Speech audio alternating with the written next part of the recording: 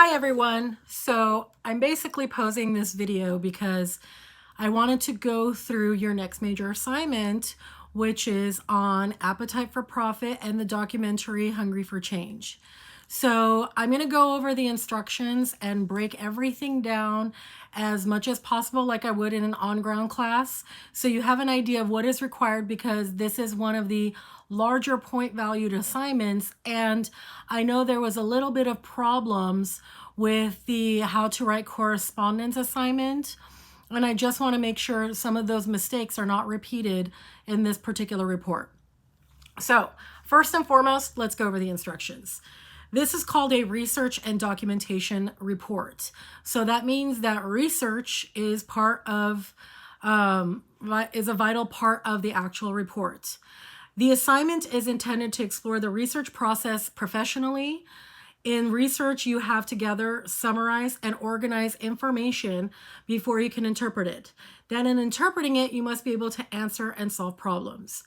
So here is the bolded part. You will be choosing one of the following issues from Appetite for Profit and use points made in Hungry for Change to create a research report on this topic.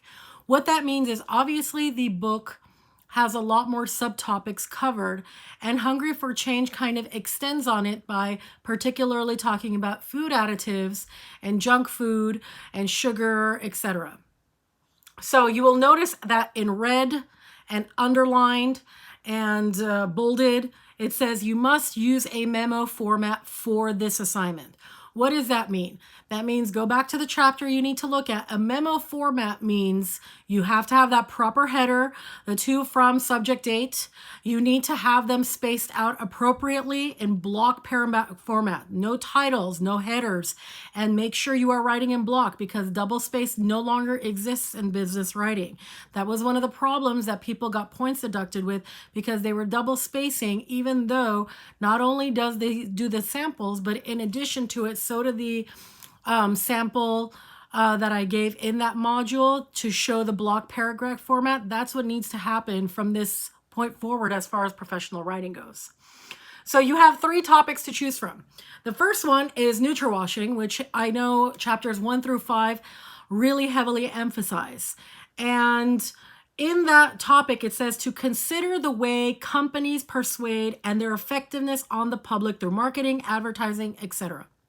If you notice, Michelle Simon in her first 5 chapters really dives into how companies like McDonald's, Coca-Cola, etc. kind of deceive the public by saying that something is NutriWashed. For example, they'll say that this salad is a better alternative than the burger, but they don't disclose that the salad has more calories or more fat value. Or a lot of times we see this with some of those snack packs that say 100 calories per snack, but they also don't tell you that it's high in sugar and high in sodium and things of that nature. So it's kind of a deceitful way of thinking you are eating healthier when you're not. And the advertising and marketing strategies that a lot of companies use is the main persuasion. And remember, in your first 5 chapters, she does also emphasize the fact that these companies persuade you by telling you it's your choice. It's your choice to choose whatever food you want. It is your choice to pick whatever you want. That is the beauty of living in America. You have a choice with your food. What they don't tell you when it comes to those choices is you're not informed about what you are choosing. You are not informed about what you are eating. And a lot of times these labels, nutrition facts include ingredients and include facts that we can't even pronounce at times. So is that really a choice if I can't pronounce an ingredient, but I'm going to eat it and digest it? And we've also learned that over time, a lot of these ingredients are linked to larger health problems. So that's your first health topic. Your second one is on junk food in children, which, as you can tell, is the second half of the readings from the chapter 6, 7, 8 and forward. And this one says, consider marketing to kids, schools, and impacts on health. Now, here's the thing. I want to make sure because this sometimes in previous classes has taken a turn where, students give me an obesity paper or students give me a type 2 diabetes paper. And that's not the point of this. You are specifically addressing how children are targeted. Specifically, And because the chapters in the book address this, make sure you are talking about vending machines. Make sure you're talking about campus accessibility. There's a lot for you guys to consider as far as this report goes, as far as access.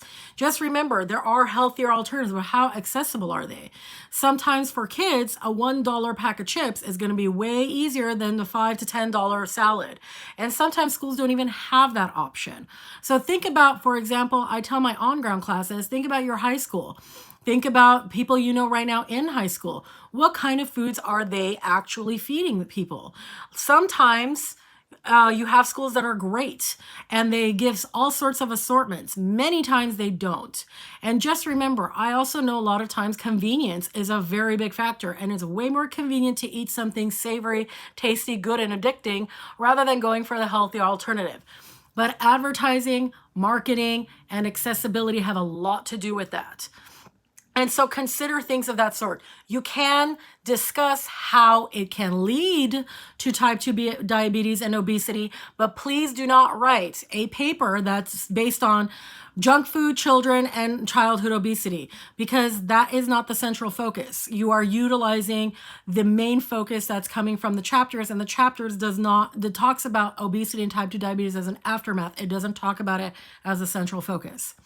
And finally, your third topic. This third topic I want to really get specific on. It's on food additives. Now, this one you can actually be, it says consider what you are being told, sold, freedom of choice, distractions, etc. when it comes to additives such as sugar, aspartame, MSG, etc. Here's the thing. For topic number 1 and 2 on NutriWashing, it is going to be very heavy on utilizing appetite for profit. You will have to base it because they were the main focus of the entire book. Food additives is a topic that was emphasized way more in Hungry for Change. So when we're talking about research and documentations, you're going to be using both of those sources. What that means is when you're discussing food additives, you can take one of the food additives mentioned in Hungry for Change and then utilize some of the things that Michelle Simon says, because she does address all the additives in her book, and kind of use that as a support. So I do expect that bullet points 1 and 2 will be emphasizing use of appetite for profit. And I do expect that number 3 will emphasize more use on Hungry for Change. But just keep in mind, both will be used on all 3 topics. They should be, because they're the main sources for this project. Now, structuring the research paper.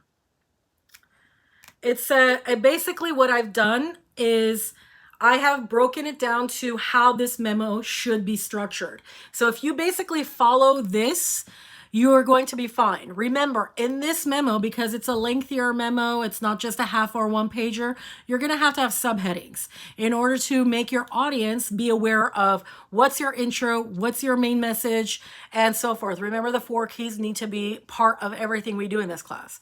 So the first area is the introduction.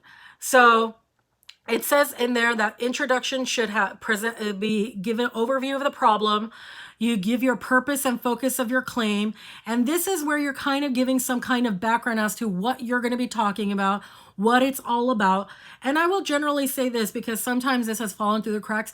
Make sure you actually mention the book and the documentary in your introduction, because that's what the report is on. And sometimes students don't, and we kind of need that to be addressed, especially in an introduction. Then after you're done with some kind of intro about your area, there's going to be a discussion and formal research section.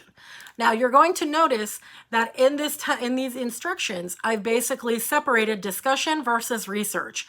And that's because I've had students kind of do 2 versions of this. I've had students write their discussion and then have all their research separated from each other.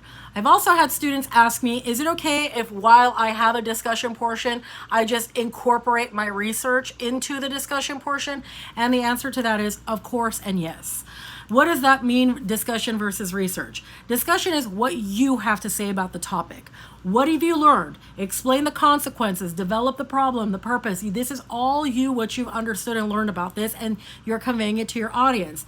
The research is basically all the things that are going to back up what you have to say in that discussion. Make sure, I'm saying this specifically, make sure that you are not making this a research heavy report. The discussion portion is really important, and I need to hear what you have to say and how you've understood this material, not just what someone else has researched, because research heavy reports will get their own deductions because I'm basically reading somebody else's interpretation rather than yours. As far as the research goes, it says you should rely on at least 6 sources. That seems like a lot. It is, because it's a research documentation report. 1 must be the book. 1 must be the documentary. So you've got 2 already done. 4 must be found through your own research. CDC, .gov, all those things will be fine. I also say in bold and the important facts. So here are the important facts that I'm going to run through. Your discussion and research portion are the most important.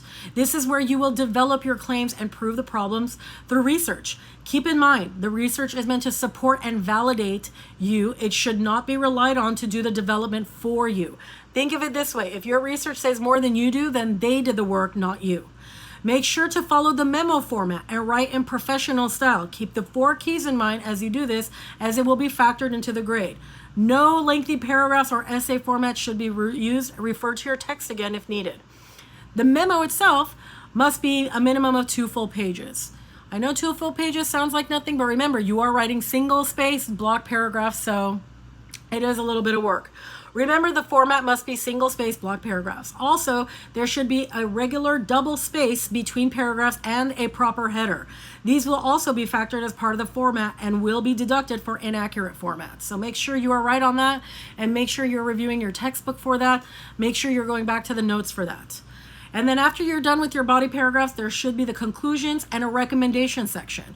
So not only are you going to recommend some kind of solution to the problem that you have found, but you're also going to have a general conclusion to kind of wrap everything up.